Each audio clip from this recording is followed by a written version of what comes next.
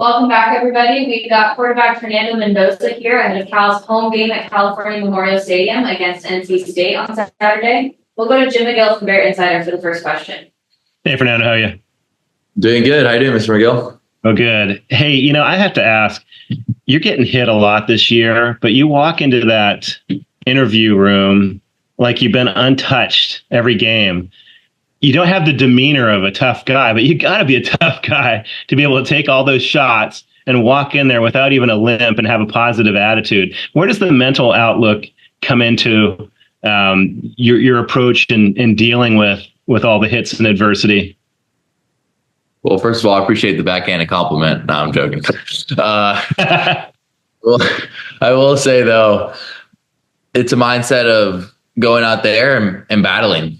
I said in Pittsburgh, if I have a pulse, I'm going to go out there and make sure I put on the best performance and for my guys. And it's not for anybody else. It's for the guys, as those teammates. We're going to be the ones that are going to be 20 years down the road, still hanging out, talking back to the good old days. So that is something I always want to put my best foot forward in that. And we're going to face adversity no matter what. And like Coach Wilcox and our staff says, adversity only strengthens a man. It doesn't weaken it. So we need to be hardened and keep on going and building strength every week. So we're a more formidable opponent to all these other ACC teams and keep on stacking practices and games. So Coach Blesh talked about how, several plays where you got sacked or hit, it was really close to being a big shot play with guys open down the field. And guys are in your face really fast. And I don't think people realize how hard it is to keep your eyes downfield. You know you're going to get hit hard. But he also mentioned that the game's slowing down for you more and more week by week. Do you feel like you're in a position where even if a guy's in your face, you're going to be able to keep your eyes downfield and not focus on that defender and maybe be able to get it off instead of taking the sack? Yeah, I would say with full confidence, I'm at that level now. That is not something that was not because of, maybe sometimes on a zero check that I slide the line and I have a guy in my face or whatever circumstance maybe that I am not scared to stare down the barrel and take Jack Endries over the middle or throw a deep one to one of our great receivers. So that's something that I've done throughout the season. I've been doing it more and more each game. And with this season and having those guys open downfield, sometimes there needs to be a conscious decision with when I'm getting hit, can I still have an accurate ball? Or you always want to throw with anticipation, but sometimes there's when you're too late, it's terrible. But sometimes there could be too much anticipation where you throw the stem of the route if it's a corner or post route, and that could lead to turnovers or something. And so what I'm saying in there, those are things that I'm processing. But like I said, I'm not scared to stare down the barrel, but also I need to be smart with the ball, as that's the turnover margin and keeping care of the ball. That's what's going to help the team win. So obviously you've been smart with the ball. The turnovers are way down this season. Have you had some success throwing on the run, rolling right, just throwing on the move earlier this season? Are there some thoughts to having you throw on the move a little bit more, moving pocket? How does that work? Yeah, I would say it's more of a Coach Blesh question. However, I will say that although I am a pro style quarterback and I believe I can run a little bit, from my 6th grade and 9th grade years, I was in a wing T system. So that develops my rolling passes, throwing on the run to the right and left on those rollouts a lot. So whether it's in the pocket or rolling out right or left, I'm comfortable with that. So whatever the game plan suggests, because sometimes you want to implement some things, but NC State's defense might counter that. So as an offense, our goal is to move the ball downfield, and sometimes we got to play to our strengths and NC State's defense weaknesses. So those are two things that we got to consider when making those. But Coach Blesh and staff is doing everything possible. So Thanks. We'll go to Steve Croner from the SF Chronicle. Good afternoon, Fernando.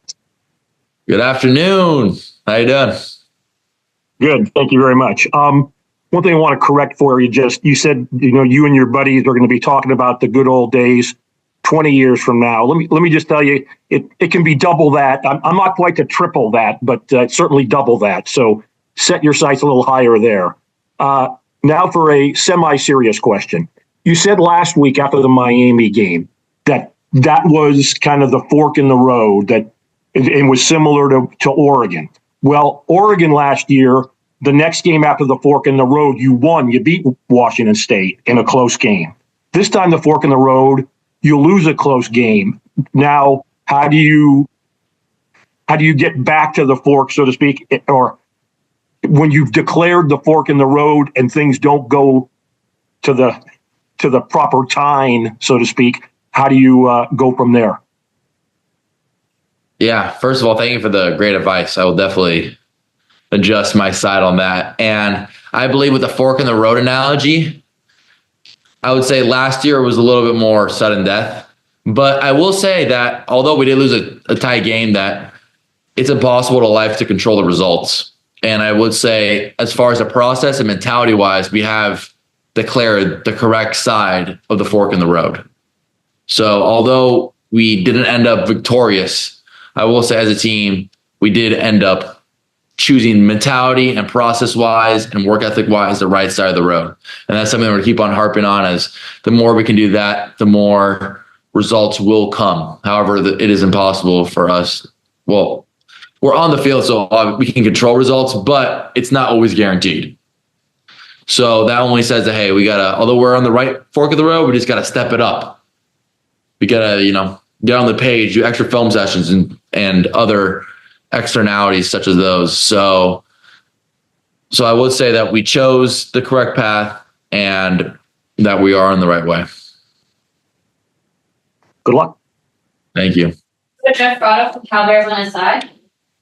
Hi, Fernando. How you doing? Doing great. How you doing? Good.